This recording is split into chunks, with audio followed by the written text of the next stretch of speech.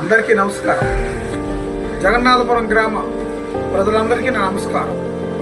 కాదు అతి త్వరలో గ్రామ పంచాయతీ కాబోతున్న జగన్నాథపురం గ్రామ ప్రజలందరికీ నా నమస్కారాలు. ప్రియమైన ప్రజలారా, ఎన్నో సంవత్సరాలుగా జగన్నాథపురం ఒక గ్రామంగానే ఉండేది. ఇప్పుడు అది కాస్త గ్రామ పంచాయతీ కాబోతుందన్న ఆలోచనే నా ఒళ్ళు పులకరింపజేసింది. ఎందుకో తెలుసా? ఆ గ్రామాన్ని గ్రామ పంచాయతీ చేయడం వలన సెంట్రల్ గవర్నమెంట్ నుంచి ఎన్నో నిధులు గ్రామానికి వస్తాయి. ఇలా చెప్పుకుంటూ పోతే ఎన్నో లాభాలు ఉన్నాయి. కేవలం ఇది నా అభిప్రాయం మాత్రమే. డియర్ ఫ్రెండ్స్, మీలో ఎవరికైనా మీ అభిప్రాయాలు ఉంటే మీ అభిప్రాయాలని కామెంట్ రూపంలో కింద తెలియజేయగలరు. Thank you.